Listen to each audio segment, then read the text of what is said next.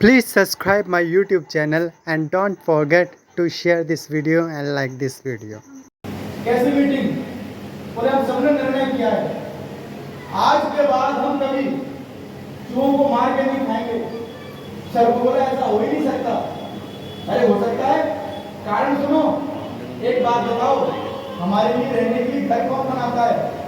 आप लोग बनाते हो बड़े पहने पहने दांतों से, अपने पाम के नाखूनों से। हम आपके बनाए हुए घर में रहते हैं और बताओ हम क्या करते हैं? आपको खा जाते हैं। इसलिए हमारी पूरी कमेटी ने सब मिलके क्या बोले, आज के बाद कभी चूहा का आहार नहीं करेंगे और रिश्ता बना दिया। कौन सा? बोले सुनो, आज से तुम हमारे मामा, हम तुम्हारे भांजे। चूहा बेचारा शांत रहा। चूहा बोलेगा आज बच गए। सर बोले सुनो मामा जी, आज मामा भांजे दोनों घस गए पिटारी में, कैसे निकलेंगे? चूहा बोला कैसी बात करते हो, मेरे रहते फंस नहीं सकते, अभी निकालता हूँ। अरे करो कमाल। चूहा ने बढ़िया अपने नुकीले नुकीले दांतों से रास्ता बनाया। बोले भांजे राजा पहले तुम निकलो, मामा जी बाद में आएंगे। अच्छा जी, अरे पहले आप जाओ। नहीं, पहले भांजे, भांजे सर्वोपरि होते हैं। चलो निकलो बाहर। सरब निकला और बाहर निकल के जैसे जहाँ स्थान था वहीं मुंह खोल के बैठ गया। बोले मामा जी बाहर आ जाओ। बोले अभी आते हैं भांजे राजा। जो मामा जी बेचारे तने चले आ रहे थे, जो आए, गोविंदाय नमो नमः, बड़ी जोर जोर चिल्लाए, क्या करते हो भांजे? बोले सुनो, इस संबंध अंदर तक था, पिटारी के बाहर नहीं है। देवता बोले, नारायण भगवान बोले कुछ समझ में आया कोई बात? बोले आ गई। जब तक तुम्हारी सामग्री तुमको प्राप्त नहीं हो जाती है तब तक दैत्यों को अपना बना लो, और जैसी तुम्हारी वस्तु तुमको प्राप्त हो जाए तो फिर क्या तुम्हारी जय जयकार, वो क्या करेंगे तुम्हारा? बोले प्रभु प्रलोभन क्या दें? बोले जाके कहना पिता हमारा एक, माँ हमारी दो। वैसे तो भाई भाई है ना, आपस में लड़ते रहते हैं, पर जैसे समुद्र मंथन होगा अमृत निकलेगा, और जब अमृत निकलेगा ना तो सब लोग पान कर लेंगे, और पान करने के पश्चात लड़ेंगे सब, पर मरेगा कोई नहीं। सब प्रसन्न हो गए, अच्छी बात है, ये तो बहुत अच्छी बात है। ऐसे ही सुंदर लीला आगे बढ़ती रही। क्या करें, मैनाक पर्वत को लाया गया, वासुकी को सर्प रस्सी बनाएगी, वासुकी सर्प को मंथन प्रारंभ। देवता बड़े निपुण हैं। अब बोले एक बात बताओ, आगे जो लगेगा वो मरेगा, क्योंकि वासुकी सर्प जिसके गुहार छोड़ेगा उसे कौन झेलेगा? तो ये क्या बोले दैत्यों के, सुनो हम लोग बड़े हैं, आगे हम लगेंगे, पीछे तुम लगना। संसार में ऐसे उल्टे लोग भी होते नहीं होते उल्टे लोग। एक हमारे डॉक्टर श्याम सुंदर पारस बड़े सुंदर दृष्टांत देते हैं। चिंता मत करो, आपका जैसी घड़ी का समय ठीक होगा ना उसी समय हम नंदगढ़ानंद कर देंगे, चिंता मत करो। संसार में ऐसे उल्टे लोग होते हैं। एक बार प्रयागराज में कुंभ लगा, हर बार लगता 12 साल। एक ब्राह्मण, उनकी पत्नी हमेशा उल्टी चलती है, तो सुनाते बड़े दुख के। उनकी पत्नी उल्टी चलती है, जो कहोगे वो उल्टा होना है। अब पंडित जी के मन में बात आई कि जाना तो स्नान के लिए संगम में है, पर कैसे जाएं? अगर मैं इसको कहूंगा कि चल कुंभ का मेला लगा है, स्नान करने चलते हैं, बिल्कुल नहीं जाएगी। तो पंडित जी क्या बोले, देवी सुनो, 12 साल में कुंभ का मेला आता है, इतनी भीड़ होती है, अपन बिल्कुल नहीं जाएंगे। पंडिताई बोली कैसी बात करते हो पंडित जी महाराज, 12 वर्ष में तो कुंभ का मेला लगता है और उसके बाद कह रहे बिल्कुल नहीं जाएंगे। कैसे नहीं जाएंगे? बिल्कुल जाएंगे साहब। पंडित जी का काम बन गया। पंडित जी सोच रहे हैं कि रास्ता बड़ा लंबा है, भोजन पानी की व्यवस्था कैसे हो? तो सुनो देवी, रास्ते में बड़े लंगर मिलेंगे, वहीं पालेंगे, घर से बना के कुछ लेके नहीं जाना। पंडिताई बोली कैसी बात करते, लंगरों में पाएंगे? देसी नीम के परांठे खर्चे बना के लेके चलूंगी, वहीं बैठ के पाएंगे। पंडित जी का काम बन गया, चल दिए। प्रयागराज पहुंच गए, संगम के समीप जाके पहुंच गए। अब इनके मन में आया क्या करें, आगे जाएं कैसे जाएं। ये बोले सुनो देवी, भीड़ बहुत है, आगे नहीं जाना है, दब जाएंगे, मर जाएंगे, आगे नहीं जाना है। पंडिताई बोली कैसी बात करते हो, इतनी दूर से तो मैं आई हूँ, कहाँ होशियारपुर, कितना लंबा सफर करके मैं आई और तुम कह रहे आगे नहीं जाना। बिल्कुल आगे जाएंगे। पंडित जी का काम बन गया, आगे पहुंच गए। अब बेचारे पंडित जी की मति घूम गई। अब संगम के पास जाके असत्य कैसे बोल दोगे। पंडित जी क्या बोले, सुनो देवी, अब इनके मुख से सत्य निकल गई। सुनो देवी, आगे नहीं जाना, पानी का बहाव बड़ा तेज है, बह जाओगी। पंडिताई बोली कैसी बात करती हो, होशियारपुर से इतनी दूर से मैं आई हूँ और मैं अंदर जाके मतलब संगम में स्नान करूंगी। जो पंडिताई स्नान करने के लिए संगम में गई तो बेचारी पंडिताई बह गई। पंडित जी ने हाथ मारा माथे पे, बताओ यही सत्य बोलना था क्या। होशियारपुर से झूठ बोल बोल के यहाँ तक लेके आ गया, अभी भी निकला तो यहाँ सत्य निकला। तो भैया गंगा यमुना सरस्वती के मध्य तो सत्य ही निकलता है। चिल्लाए भैया बचाओ बचाओ मेरी पत्नी को, पुलिस वाले आ गए, जाल डालो जाल डालो। अब भैया जहाँ भाव होता है ना उसी जाल डलता है। पंडित जी चिल्ला भैया इधर मत डालो, ये बहती बहती उल्टी भई होगी, ये जीवन भर उल्टी चलिए, इधर मत डालो, इधर ढूंढो। तो ऐसी दैत्य लोग होते हैं भैया। बोलो राधे राधे। क्या बात है भाई, थोड़ा जोश लाओ, कृष्ण जन्म करना है। राधे राधे। ऐसे दैत्य लोग होते हैं, देवता समझ गए। बोले सुनो हम बड़े हैं, सर्प के मुख पे हम लगेंगे, तुम नहीं लगना। दैत्य क्या बोले, अच्छा जी हम लगेंगे, तुम काय को लगोगे, हम बड़े हैं, लगो पीछे। देवता बोले बन गया काम। अब जे लगे, अब मंथन प्रारंभ हो गया। अब वासुकी जो सर्प है उसको पीछे चले जा रहे हैं और वासुकी सर्प तो जैसे विश्व के अंगारे छोड़ रहे हैं और दैत्य लोग मूर्छित हो जाते हैं। मन ही मन सोचते हैं अच्छे बड़े बाप के बेटा बने, पूछ पकड़ते जो जिंदा रहते। मंथन चलता रहा, मंथन चलता रहा। याद रखना जब मंथन प्रारंभ हो जाता है तो सबसे पहले विष ही निकलता है।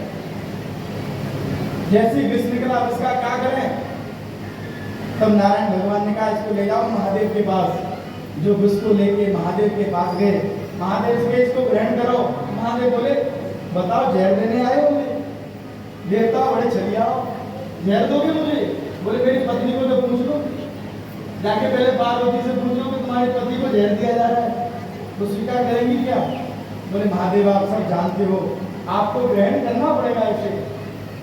तथा करतली कृत्वा, अपने हाथ में अंजलि बनाई और जैसे विष को लिया, जो पान करने लगे करते करते याद आ गई अंदर तो मेरे राम विद्यमान है। अगर मैं इस विष को अंदर तक ले गया तो मेरे रघुनाथ को कष्ट होगा। अगर इसका बाहर वहन करूंगा तो न जाने कितनों की जीव हत्या होगी, हाहाकार मच जाएगा।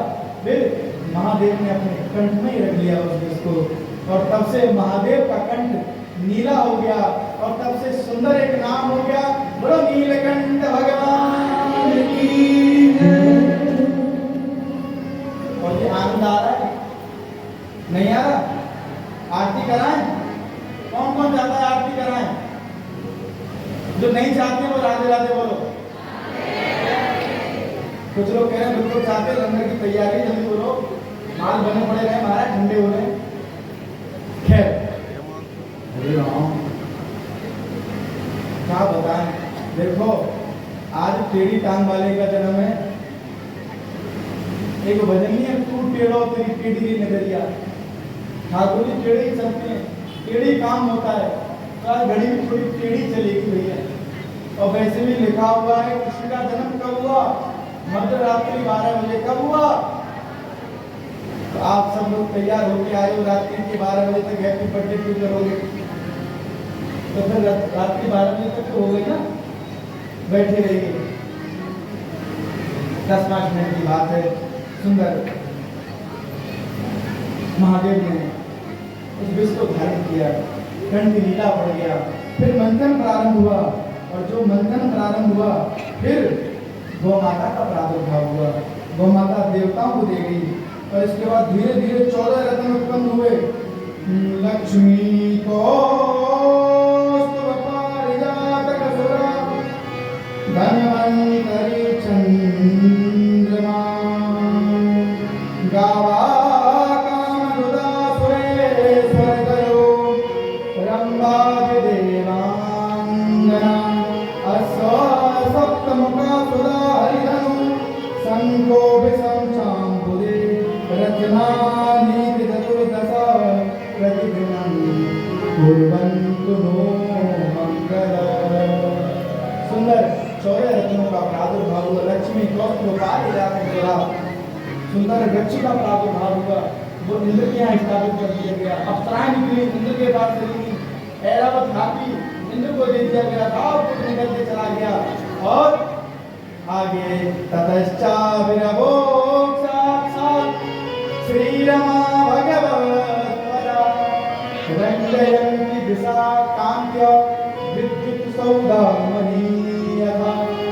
एक दिन लक्ष्मी बोली नारायण भगवान से, प्रभु सब अपनी शादी की एनिवर्सरी मनाते हैं, सब विवाह वर्षगांठ मनाते हैं, अपनी विवाह वर्षगांठ कब मनेगी, कोई तो उपाय करो।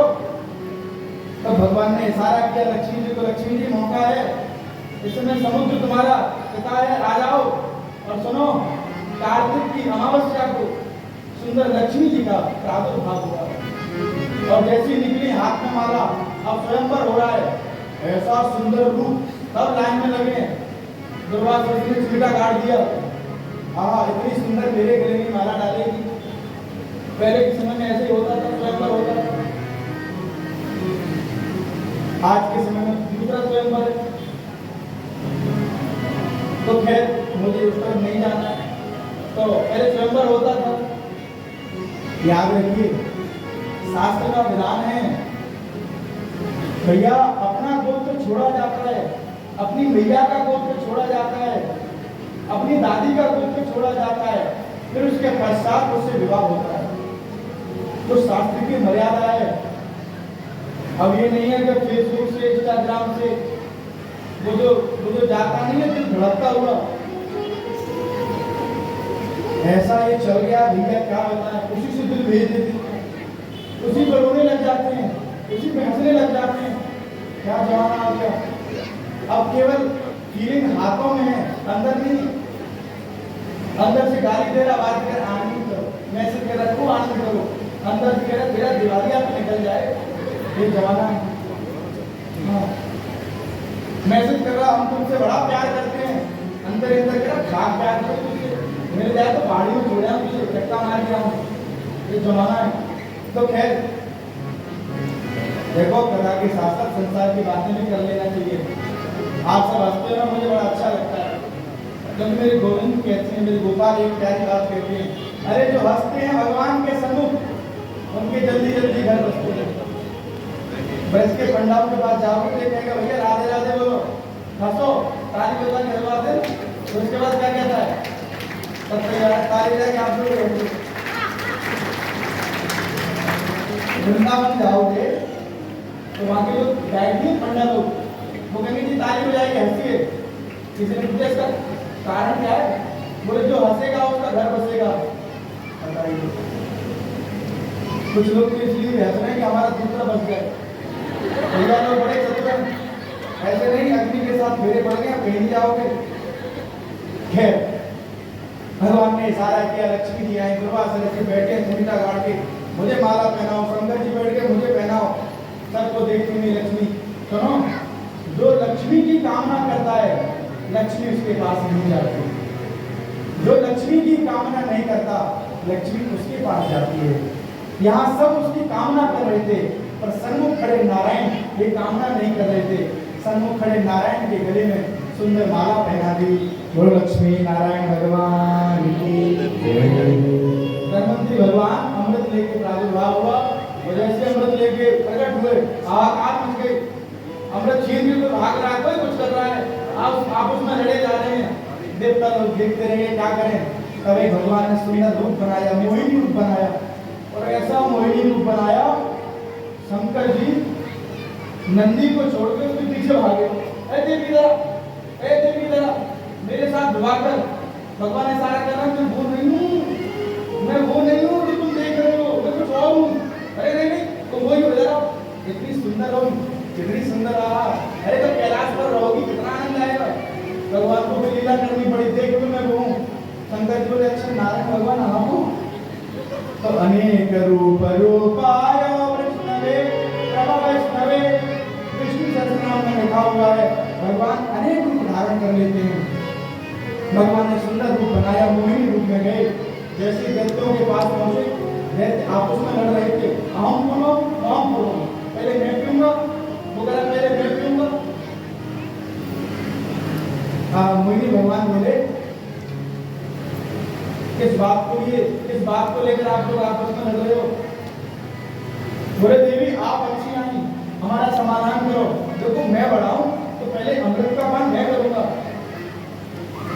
मोहिनी भगवान बोले अच्छा परम तपस्वी कश्यप की संतति लगती हो देखने में। तो जैसे ही नाम लिया तब मोहित हो गए, हाँ प्रभु आप तो सब जानते ही हो, करो करो क्या करना है देवी, कुछ उपाय तुम करो।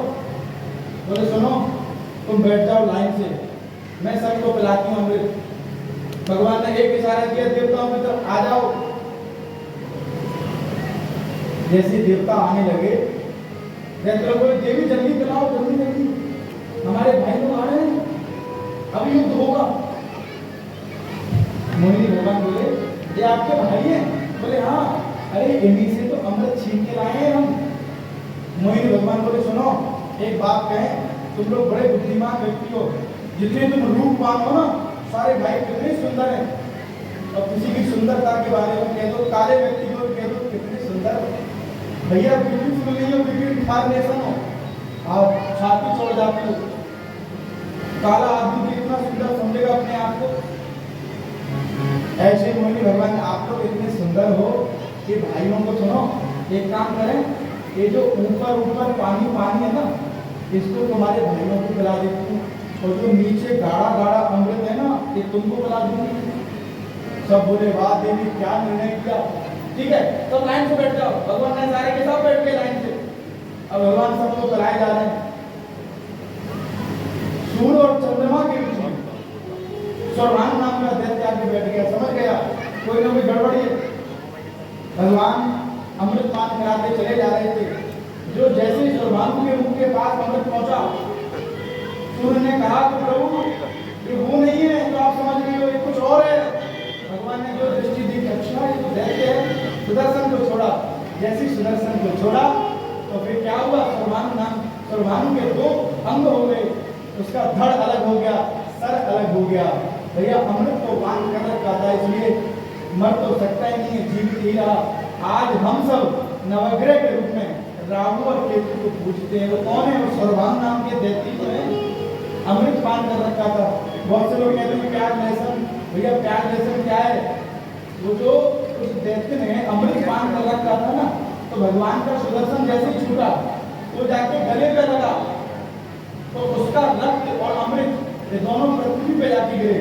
तो पृथ्वी पे जाने से क्या हुआ, प्याज का प्रादुर्भाव हो गया। लोग कहते हैं प्याज औषधि है, जी बिल्कुल मानते हैं औषधि है, पर आप सब जानते हो बुद्धि लोग हैं, औषधि किसके लिए बनी है? रोगी के लिए। औषधि कौन लेता है? रोगी व्यक्ति लेता है ना। दवाई कौन खाता है? जो बीमार होता है। बड़े कहते हैं खूब प्याज पे प्याज खाए जा रहे हैं, लहसुन प्याज, और कहते हैं औषधि है, ये तो औषधि आयुर्वेदिक में लिखा, आयुर्वेद में लिखा हुआ है औषधि है। हम भी कहते हैं औषधि है, पर औषधि कब ग्रहण करो? जब आप रोगी हो, जब बिल्कुल स्वस्थ हो तो क्या करना, जो बने भगवान को भोग लगा के पा लेना, आनंद लेना है। फिर हाहाकार मच गई, देवताओं ने अमृत पान कर लिया। शुक्राचार्य ने संजीवनी विद्या से पूरे दैत्यों को जीवित किया, और इसके बाद में इनसे कहा कि जाओ यज्ञ करो, ब्राह्मणों को भोज कराओ, ब्राह्मणों को मनाओ, और ब्राह्मण कृपा करेंगे।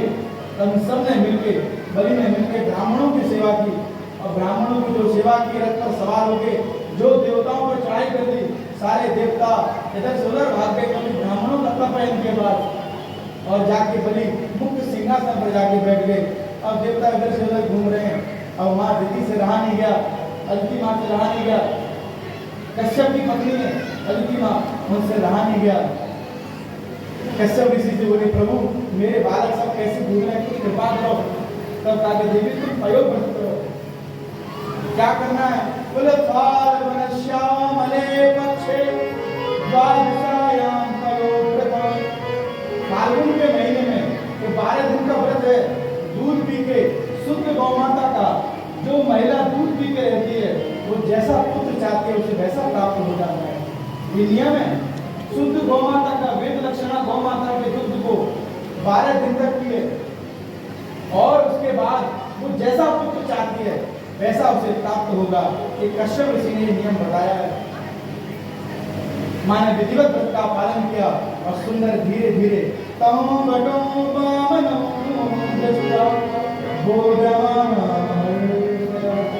भगवान का प्रादुर्भाव हुआ। वामन अंगुल के भगवान वामन का प्रादुर्भाव हुआ। बोलो वामन भगवान की जय। बहुत बढ़िया। जैसे वामन भगवान का प्रादुर्भाव हुआ सब प्रसन्न हो गए, सब जय जयकार करने लगे। और जैसी जय जयकार भई यज्ञोपवीत का समय आया। कहा यज्ञोपवीत हो रहा है, जाओ जो सामग्री एकत्रित हो गुरुदेव को देख के आओ। बृहस्पति के पास पहुंचे, बोले सुनो ये भिक्षा नहीं चाहिए मुझे, और कुछ चाहिए। क्या चाहिए? बोले त्रिलोक की भिक्षा। बोले मुझे कौन देगा? वामन भगवान बोले वो देगा, राजा बलि यज्ञ कर रहा है, जाओ उसके पास। आवा वामन भगवान नन्हा सा रूप पर टिकटकाते हुए पहुंचे, हमारा भजन करते हुए जो पहुंचे। बलि ने सुंदर रूप देखा, मोहित हो गए। ब्राह्मण कुछ मांगो, कुछ नहीं बोले। कुछ मांगो, बोले नहीं। ये कुछ बोलते नहीं हो, क्या लगता है साक्षात मेरे सम्मुख तपस्या की मूर्तिमान ब्राह्मण चला रहे हो? ऐसा तो मैंने किसी ब्राह्मण में नहीं देखा। क्या रूपमान है, क्या ब्रह्मांड है, क्या तेज है। रूप लावण्य माधुर्य को देख के बलि प्रसन्न हो गया। बोला कुछ मांग लो, मैं देना चाहता हूँ। बलि बोला बोले काम कांचनम गुणवरधाम रेशम तदानमे मुतभाव विप्रकाम्य। कुछ चाहिए? कोई गांव तुमको दे दूं, स्वर्ण से बना कोई महल दे दूं, और तो और अगर इच्छा हो तो तुम्हारी जैसी बटुक किसी ब्राह्मण की कन्या से विवाह करा दूं। बोलो बोलो बोलो। मामन जी बोले राजन फिर? अरे चिंता मत करो, बड़े सुंदर से लाऊंगा आपके लिए, पर मेरे से कुछ मांग लो, मैं कुछ देना चाहता हूँ। वामन भगवान आपको कुछ तो ले लो। क्या सुंदर रूप है। वामन अमृत के हैं वामन भगवान, कुछ नहीं चाहिए, देना चाहते हो? हाँ। तो 3 पग भूमि बड़ी बड़ी जोर से ऐसा त्रिलोकी के पास आके, त्रिलोकी नाथ के पास आके क्या मांग रहे? 3 पग भूमि। वामन भगवान बोले देना है तो दे दे, मेरे पग से 3 पग भूमि देना, वो नहीं लूंगा और मुझे कुछ नहीं चाहिए। देने का मन हुआ, मन में संकल्प किया। इधर जो शुक्राचार्य देख रहे हैं, बात तो गंभीर होती जा रही है। ब्राह्मण एक तो संतुष्ट नहीं, ब्राह्मण तो लाइए लाइए लाइए, पर संतुष्ट कैसे? कोई तो बात है जो दिव्य दृष्टि से देखा था। ओहो अच्छा, देवानाम कार्य साधक, देवताओं के कार्य साधने के लिए कश्यपात अदिति जाता, अदिति के गर्भ से जन्म लेकर आए स्वयं नारायण। शिष्य को बुलाया, बेटा संकल्प नहीं करना, संकल्प करते तेरा सब कुछ चला जाएगा। क्यों? बोले नारायण है। जैसे ही सुना बलि भावुक हो गया। बोले गुरुदेव धन्य है, मैंने तो देने का भाव बनाया था पर आपने अनुग्रह कर दिया, मुझे बता दिया। बलि ने संकल्प कर ली, संकल्प के लिए जल। वामन भगवान बोले संकल्प करो, हाँ जी हाथ में जल लो। एक कमंडल रखा हुआ था, जल डालने लगे, जल आई नहीं। शुक्राचार्य बोले क्या करें, शिष्य तो मेरा ही है, इसकी रक्षा करना मेरा कर्तव्य है। बिल्कुल उसके वो जो गंगा सागर होता है ना, गाँव में गंगा सागर बोलते हैं, आप लोग क्या बोलते हैं आप लोग जाने। कमंडल उसमें बिल्कुल एक पतला सा नाली होती है, ऐसे समझ लो, आपके समझ में आ जाए। उसमें जाके शुक्राचार्य नन्ना स्वरूप बना के बैठ गए। जब जल गिरेगा ही नहीं तो संकल्प कैसे होगा? वामन भगवान बोले राजन कमंडल बड़ा पुराना लगता है, रखा रखा दंड लग गई इसमें। बोले हाँ प्रभु, अपनी खुशामद से अग्रभाग को जो उस रंग में लगा के दिया, तो शुक्राचार्य की दाहिनी आंख में लगा। जो आंख में लगा शुक्राचार्य दौड़े दौड़े भागे, लेता कोई और है, देता कोई और है, अपनी जो आंख और गई, भागे भागे गए और श्राप दिया, राजन तूने मेरी बात नहीं मानी, जा तेरा सब कुछ नष्ट हो जाएगा। कहना ही क्या था, बलि झूम पड़ा, गुरुदेव कृपा कर दी, अरे मैं लोभ बस लालच बस कुछ थोड़ा वस्तु रख लेता, पर आपके आशीर्वाद से सब कुछ देना पड़ेगा, बड़ी कृपा। जो संकल्प हुआ, वामन भगवान ने जैसे संकल्प किया, विष्णु विष्णु बोल के, और जैसे संकल्प उत्पन्न हुआ, वामन भगवान त्रिपुर भगवान हो गए। जो उनका स्वरूप विराट रूप हो गया, 2 पग में सब कुछ नाप लिया। भगवान बोले, राजन तीसरा पग कारक में बोल। आप चिंता मत करो, बस 5 मिनट में कुछ नहीं करना। अभी अष्टम स्कंद में नवम स्कंद अभी लो, सुंदर भगवान वामन ने अपना विराट रूप ले लिया, 2 पग में सब कुछ नाप लिया। बोल तीसरा पग काना लो, बांध के डालो इसको, जैसे उसको बांधा। बोला प्रभु एक बात बताना, आप ही निर्णय करना, धन बड़ा होता है कि धनवान? भगवान बोले राजन धनवान बड़ा होता है। बोले सुनो प्रभु, अभी तो तुमने इस धनी के धन को नापा है, धनी को नहीं नापा, एक तीसरा पद मेरे मस्तक कर रहे। जो सुना भगवान आनंदित हो गए। बलि भगवान के नेत्रों से अस्तुल्य बात हो रहे, राजन तेरा हृदय अति कौन है? बता, मैं तो तुझे लूटने के लिए आया था, आज खुद लूट गया। प्रसन्न हो गए, कहा राजन तू सुख हो। बोले प्रभु कुछ नहीं, जो दे दिया वो तुम्हारा, अपना कुछ नहीं। एक बार दे दिया भूल दिया जाएगा, दान की वस्तु दूसरी बार नहीं दी जाती है। भगवान बोले कोई बात नहीं, लेकिन कुछ मन की इच्छा है तो? बोले हाँ प्रभु एक इच्छा है, बस आपके दर्शन होते रहे, जब घर आऊं घर से जाऊं तो आपके दर्शन हो। वामन भगवान बोले राजन इसका मतलब तू मुझे द्वारपाल बनाना चाहता है? भाई तू घर के अंदर जाएगा, बाहर निकलेगा, मेरे दर्शन हो, इसका मतलब द्वारपाल? चल तेरी भक्ति भी ऐसी है, मैं द्वारपाल बन जाऊं। जब चातुर्मास का समय होता है तब भगवान और कहीं नहीं जाते, सुतन लोक में जाके बलि के द्वार पर द्वारपाल बने रहते हैं, और भगवान शंकर को देके चले जाते हैं, अब तुम संभालना मैं जाता हूँ। ऐसे सुंदर बलि और वामन भगवान के प्रसंग को यहीं पर विश्राम करते हैं। बोलो वामन भगवान की। आगे बक्सा अवतार इत्यादि बहुत चरित्र हैं, साधक कहेंगे, खैर कभी ऐसा समय आएगा तो बहुत विस्तार करेंगे। अस्तु नवम स्कंद में 24 अध्याय हैं, 12 अध्याय में राम कथा है, और 12 अध्याय में क्या है? कृष्ण कथा। तब गुरुदेव सुखदेव सुनाते हैं, एक ही श्लोक में पूरी कहानी थी, तो 2 श्लोक में नहीं बोली है राम कथा। राम कथा एक ही श्लोक में, और गुरुदेव सुखदेव झूमते हुए राजा परीक्षित को सुना रहे हैं।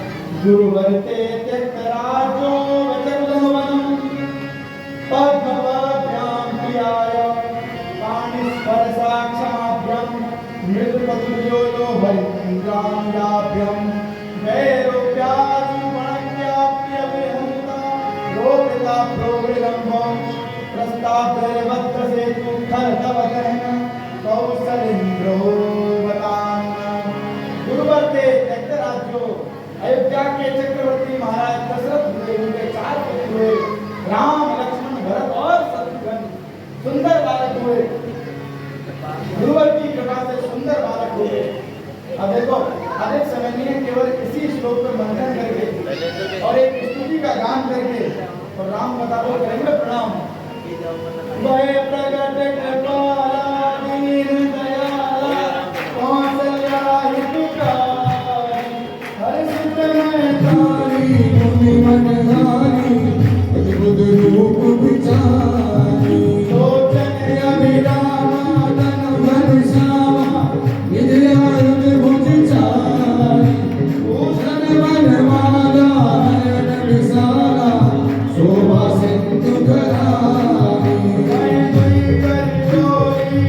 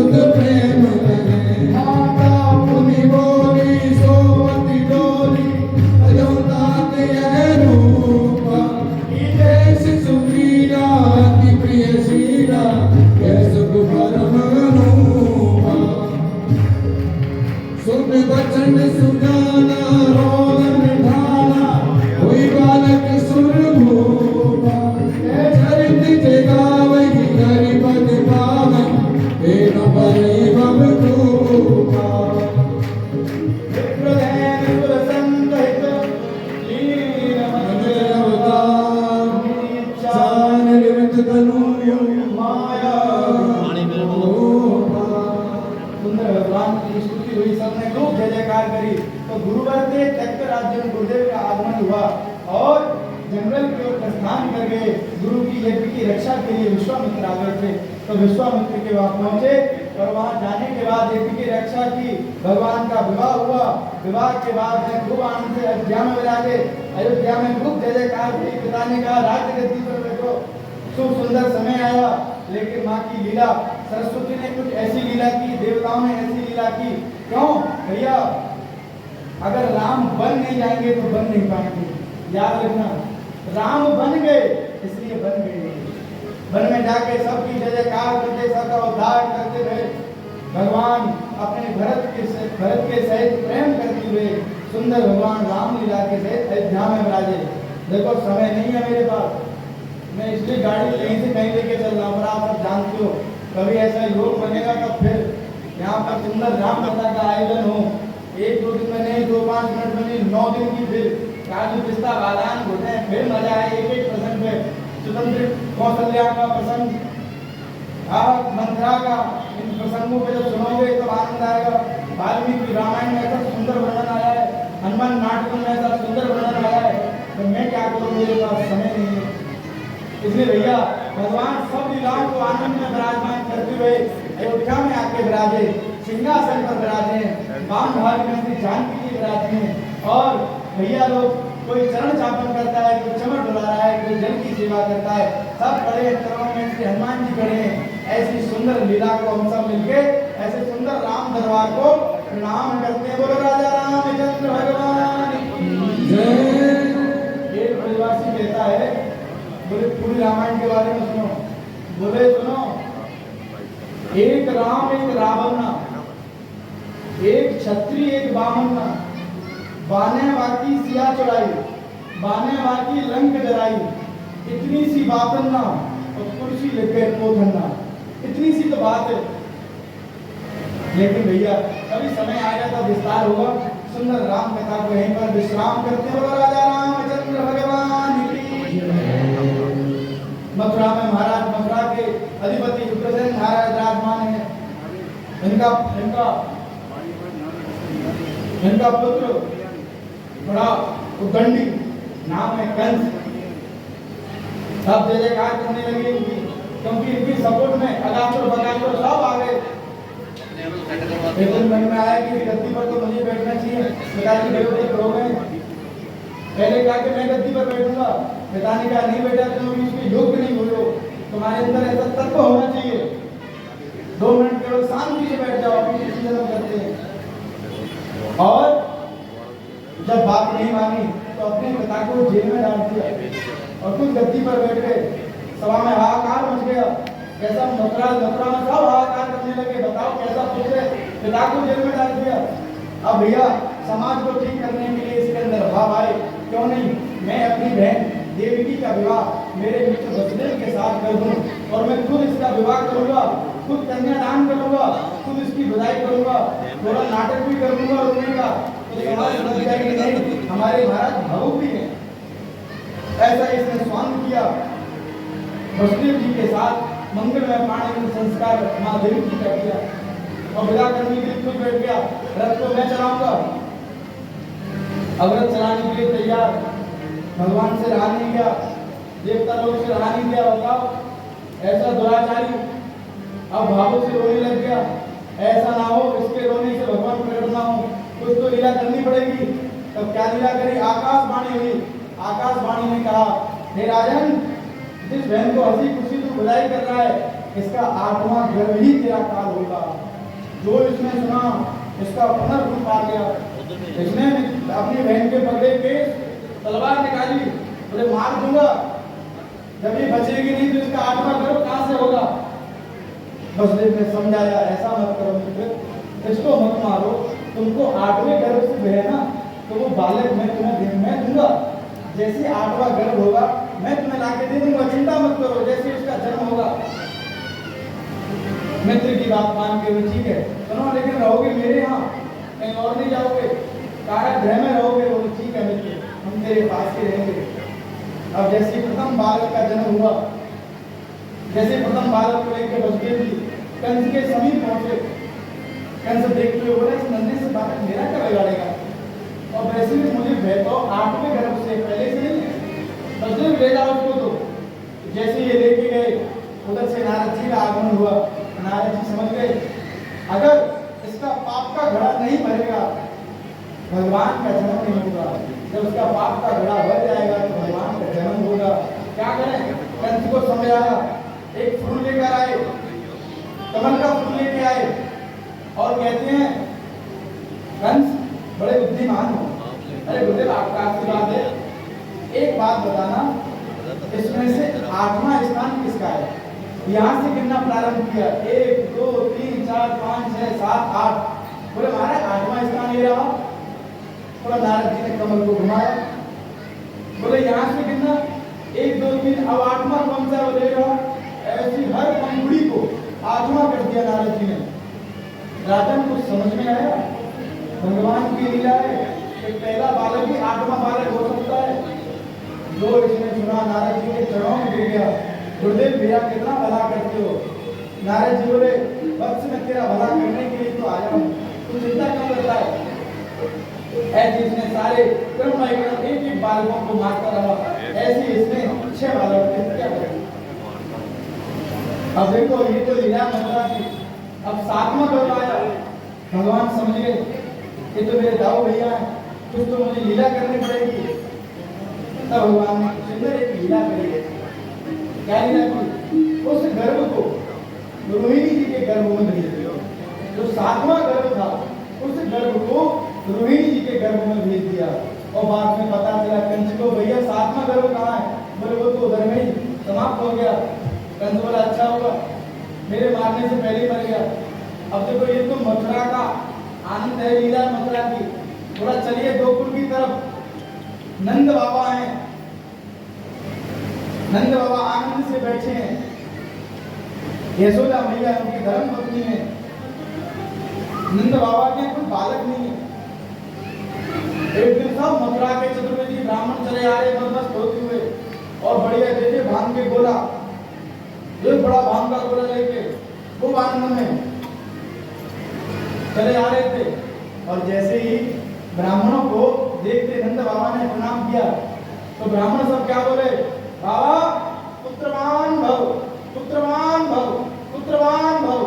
नंद बाबा बोले, हे ब्राह्मणों, आज तुम्हारी बहुत बुढ़ गई। हमारा नशा ही ऐसा होता है। एक हमारे आचार्य चरण हुए परम निकुंज लीला प्रविष्ट परम रसिक शिरोमणि श्री राधा रानी के चरणाश्रित, उनका नाम ही नित्य लीला प्रविष्ट श्री किशोरी रमणाचार्य जी मेरे गुरुदेव हैं। मुझे खूब शिक्षा देते थे। तो उन्होंने एक भांग के ऊपर एक श्लोक लिखा, सुनना ध्यान से। वो कहते थे, लाला बोले घुटंतम घोटंतम, बोले घुटी घुटी घुटंतम घुट गई। फिर बोले कपड़ा लगाना पड़ता है, बोले छनंतम छानंतम, बोले छन छन छनंतम छन गई। बोले कपड़े से छान ली भांग। बोले फिर बोले पिबंतम पीवंतम, बोले पीवा पीवा पिबंतम पिव गई। बोले भांग पी ली, इसके बाद क्या होता है? बोले चढ़ंतम चाड़ंतम चढ़ चढ़ चढ़ंतम चढ़ गई। फिर जो भांग का नशा चढ़ता है, फिर आदमी आता एक या दिखते 4 है। वैसे नंद बाबा ने जब ब्राह्मणों को प्रणाम किया तो ब्राह्मण भूल गए, आंख बिल्कुल बंद थी। और सब क्या बोले? नंद बाबा पुत्रवान भव। जैसे पता चला ब्राह्मणों को, ब्राह्मण बोले, बाबा हमको तो भान ही नहीं रहा। ब्राह्मण नंद बाबा बोले, बताओ क्या बुढ़ापे में कौन से बालक घूमेंगे? अब बुढ़ापे में थोड़ी बालक घूमे। फिर ब्राह्मण बोले बाबा काहे की चिंता करे, हम बैठे हुए हैं, तेरे यहाँ बालक करके देंगे, कहाँ से करके दोगे? अरे बोले भजन करेंगे, संतान गोपाल मंत्र को जाप करेंगे और बाबा तेरे घर बालक करके मानेंगे हम। नंद बाबा बोले बहुत बढ़िया बात है, बताओ पूजन की सामग्री। ब्राह्मण बोले सामग्री लिख बाबा, जितनो तेरे यहाँ दूध हो गए बाबा को आधो दूध आना चाहिए पूजन में। फिर बाबा एक खूब बड़ी सिल्लोड़ी चाहिए। अरे सिल्लोड़ी का क्या करोगे? अरे तू लिखना। और बोले सुन बाबा बढ़िया सी भांग की पत्ती मंगाई हो, भांग। हाँ पूजन में भांग का क्या काम? रोली चंदन चावल लगते हैं। अरे बोले कोई ना मालूम, ये सामग्री हमारी जा मंगा। नंद बाबा ने सारी व्यवस्था की। कहा ब्राह्मण बैठ के कोई भजन करता है, कोई आनंद ले रहा है। एक दिन सारे ब्राह्मण रो पड़े, देखो नंद बाबा का दूध दही माखन हम खाए हैं, या के बदले में या को बालक को देना पड़ेगा। सबरे ब्राह्मण मिलके यमुना के पास पहुंचे, यमुना मैया से प्रणाम करके निवेदन करते हैं, हे यमुना हमारे संदेश को नारायण तक भेज दे और कह देना नारायण को, हे ब्राह्मण रो रहे हैं, अरे ब्राह्मणों की वचनों की रक्षा करने के लिए हमने आशीर्वाद दिया है, बालक बन के स्वयं नारायण ही आ जाए। जो यमुना मैया ने ब्राह्मणों के भाव रूपी पुष्पों को नारायण तक पहुंचाया। नारायण भगवान बोले चिंता मत करो ब्रजवासियों, मैं आऊंगा, मैं खुद आऊंगा, किसी और को नहीं भेजूंगा, मैं खुद आऊंगा। तो बड़े प्रसन्न हो गए। सुंदर समय आ गया। ब्राह्मण बोले बाबा देख तू भजन कर। ब्राह्मणों ने मंत्र दे दिया। अब नंद बाबा भजन कर रहे हैं और बेचारे पुत्र की लालसा में मंत्र भूल गए। और क्या जपने वाला में, अभी तो भयो ना है, आगे पता नहीं, अभी तो भयो ना है, आगे पता ना है, अभी तो भयो ना है, मंत्र भूल गए, अभी तो भयो ना है, आगे पता ना है, अभी तो भयो ना है, आगे पता ना है, कब हो गए वो? सुंदर समय आ गया। उसी गर्भ में भगवान, मथुरा के कारागृह में भगवान उन रूप में जैसे प्रकट हुए, बड़ा उजाला हुआ, जैसे उजाला हुआ वसुदेव उठ के खड़े हो गए। भगवान ने सारी बात बता दी, सुनो मैं आपके धर्म पत्नी, इनकी बड़ी तपस्या रही है, मैं देवकी के गर्भ से जन्म लूंगा और सुनो मुझे छोड़ने जाना गोकुल, नंद बाबा के आंगन में, वहां यशोदा मैया सो रही होगी और वहां एक कन्या ने जन्म लिया होगा और उस कन्या को लेके आ जाना और मुझे वहां छोड़ के आना। वसुदेव जी बोले हथकड़ियों से कौन बोलेगा? बड़ी चिंता मत करो। सभी देवता लोग जैसे भगवान गर्भ में आए, सभी देवता स्तुति करने आ गए। सत्य व्रतम सत्य परम सत्यम सत्य सयोनि नियतम सत्यम सत्य सत्यम व्रत सत्य नेत्रम सत्यात्मकम भगवान प्रणम प्रपन्ना। हे सत्य भगवान आपकी जय हो, आप आ जाओ, आपका प्रादुर्भाव हो और सबका कल्याण करने के लिए आपका जन्म हो। प्रभु पधारो। ध्यान रखना ऐसा ना हो रिश्तेदारी बना लो आप, तो फिर क्या करना? तो क्या करना? बोले प्रभु संबंधों को भूल जाना, इस दुराचारी पापाचारी का उद्धार कर देना। भगवान समझ गए, योग माया को बुलाया, योग माया से कहा सुनो तुम जाओ नंद बाबा के आंगन में पुत्री के रूप में उत्पन्न हो जाना और सुनो योग माया बोली उत्पन्न हो जाऊंगी, इसके बाद क्या करना है और मुझे क्यों उपयोग में ले रहे हो सेवा में, इसके बदले में मेरे लिए क्या करोगे आप? भगवान बोले चिंता मत कर योग माया, जब तू मथुरा आएगी, जब वसुदेव जी तुझे मथुरा लेकर आएंगे, जैसे कंस तुझे मारने के लिए दौड़ेगा, तू हाथ से छूट जाना और वहां अष्टभुजी रूप में हो जाना। उसके बदले में क्या होगा? तो सुनो जब तुम अष्टभुजी रूप में हो जाओगी तो फिर तुम्हारी खूब जय जयकार होगी। आने वाले सभी भक्त एक वर्ष में 4 बार तुम्हारी जय जयकार करेंगे। नवरात्राएं जो आती है ना भैया, अभी जो आने वाली पितृ पक्ष के बाद, इनमें तुम्हारी जय जयकार होगी। फिर 6 महीने बाद होगी और तो और हर 3 महीने में तुम्हारी फिर जय जयकार होगी। उनको कहते हैं गुप्त नवरात्रि। 2 नवरात्रि होती है जो गुप्त होती हैं, 2 नवरात्रि होती हैं जो उजागर होती हैं। योग माया बोली ठीक है प्रभु, डीप भक्ति। जाओ भगवान का सुंदर मैया देवकी के गर्भ में आ गए, बड़े आनंद हो रही है मैया, बड़े प्रसन्न हो रहे हैं। सब देवता ने जय जयकार की और जैसे ही सुंदर समय आया, ठीक मध्य रात्रि आई और ठीक 12 बजे भगवान देवकी के गर्भ से जन्म ले लिया। और कृष्णचंद्र भगवान की बिल्कुल धीरे से बोला, अच्छा किया। अगर तुम लोग जोर से बोलते ना, कंठ को पता चल जाता, और कंठ को पता चलता ना, इधर ही दबोच लेता वो। बहुत अच्छा किया, बुद्धिमान श्रोता है आप लोग, बिल्कुल श्रोता हो। जैसे सूप में भगवान को रखा, याद रखना सूपाकृति में भगवान आते हैं। कहने का मतलब आपकी बुद्धि सूप के समान हो जाए।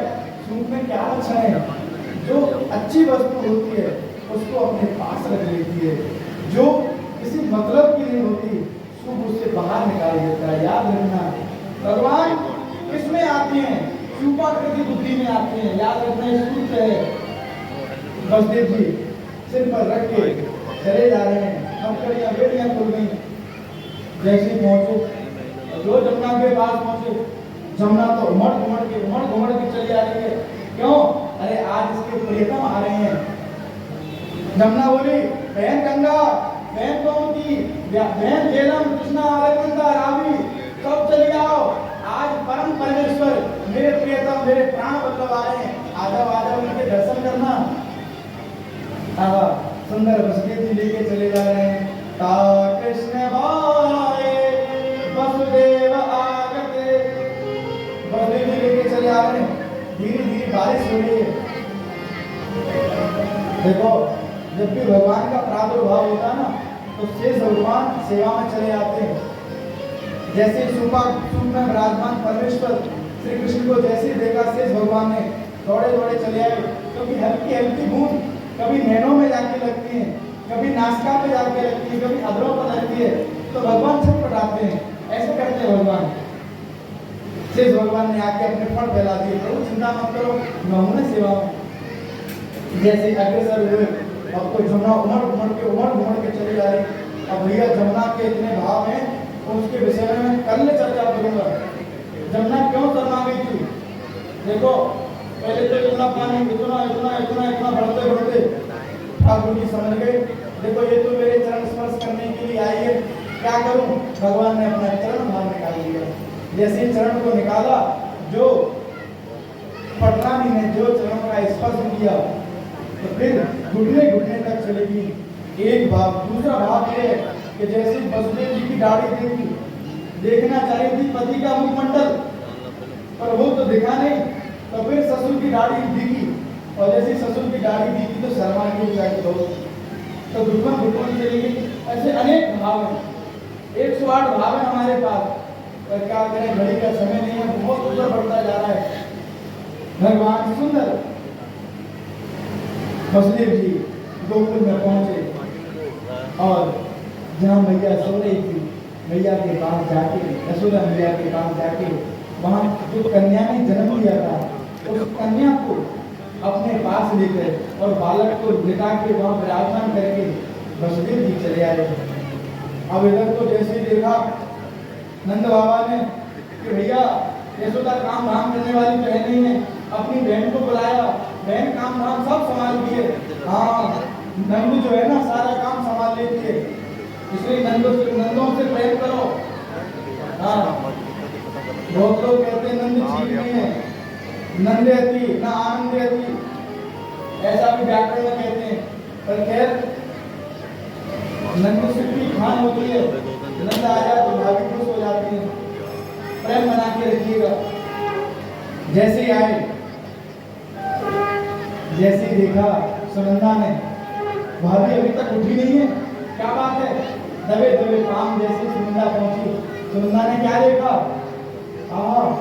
भाभी के कहा तो लेटा हुआ है, जीरी चद्दर पड़ी है। सुनंदा दौड़ी की चद्दर हटाई, मुंह को देखा, बड़ा सुंदर मुख है। फिर और हटाई, जैसी पूरी चद्दर हटा के देखो, आनंदित हो गई। अब तो बाबा को मैं जाके बताऊंगी, क्योंकि मुझे तो नौलख का हार चाहिए।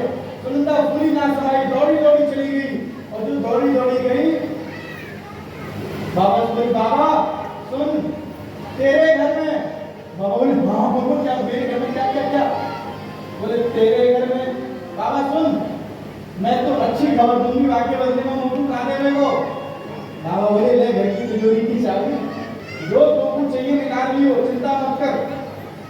जो चाबी हाथ लगी और क्या बोली सुनंदा, अरे बाबा तेरे घर में नन्हे नन्हे चरण, नन्हे नन्हे कपोल, मंद मंद मुस्कुराता, इटलाता, बल खाता, मत खाता, अधरों पर लाजमा विराजमान करके, अरे बाबा तेरे घर में लाला का जन्म हुआ है।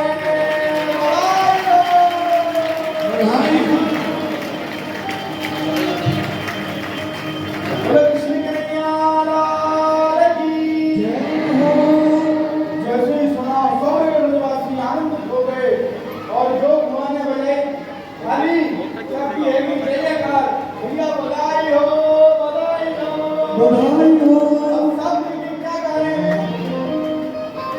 हे नंद घर, हे नंद घर, नंद घर आनंद भयो, जय कन्हैया लाल की। नंद घर आनंद भयो, जय कन्हैया लाल की। नंद घर, ओ नंद घर, नंद घर आनंद भयो, जय कन्हैया लाल की। नंद घर आनंद भयो, जय कन्हैया लाल की। जय कन्हैया लाल की, मदन गोपाल की। जय कन्हैया लाल की, मदन गोपाल की। जय कन्हैया लाल की, मदन गोपाल की। जय कन्हैया लाल की, मदन गोपाल की। हे नंद घर, जय हो। ओ नंद घर, नंद घर आनंद भयो, जय कन्हैया लाल की। नंद घर आनंद भयो, जय कन्हैया लाल की। जय हो कृष्ण कन्हैया लाल की।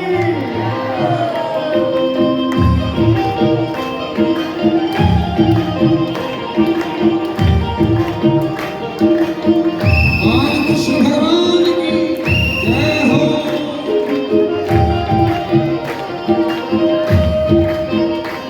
मैया बधाई है। बधाई हो।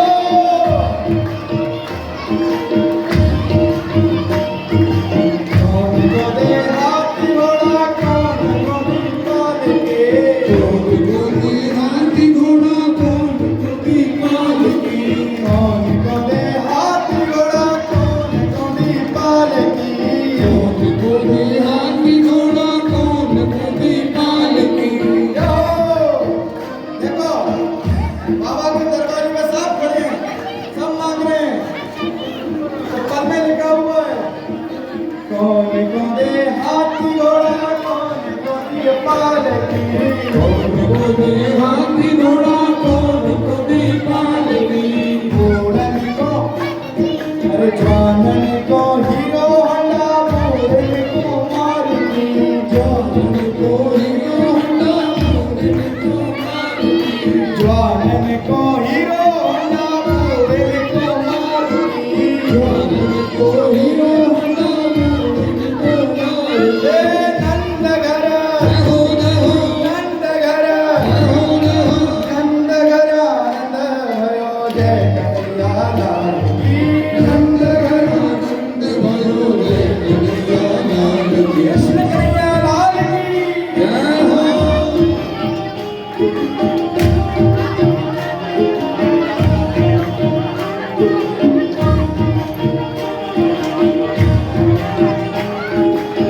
बाबा बधाई है।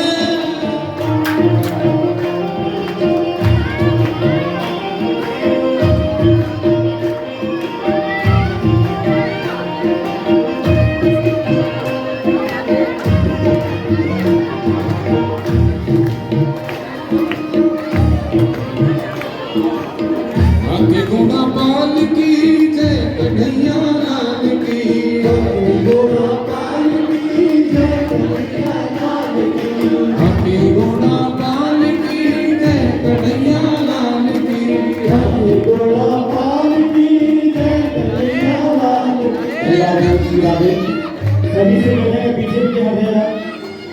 ये खिलौने टॉफी सबको बाहर मिलेंगे, प्रसाद मिलेगा सबको, लंगर के साथ सबको मिलेंगे। ये शगुन हो गया है। देखो भैया, आनंद लेना है ना तो ऐसे नहीं, थोड़ा मस्ती भी और शांति हो। सुनो, अपना फोन, अपना पर्स, अपने सोने चांदी हीरे जवाहरात आप लोग संभाल के रखना सावधानी से। हमसे नहीं कहना कुछ भी, हम यहाँ बिल्कुल नहीं बोलेंगे कहाँ किसके पास किसी को कोई फोन मिला कि नहीं मिला। अपनी सावधानी अपने पास, इसलिए बोलो नंद के लाला की नंद घर, नंद घर, नंद घर, नंद घर, आनंद भयो जय कन्हैया की। नंद घर आनंद भयो जय कन्हैया की। नंद घर, ओ नंद घर, नंद घर आनंद भयो जय कन्हैया की।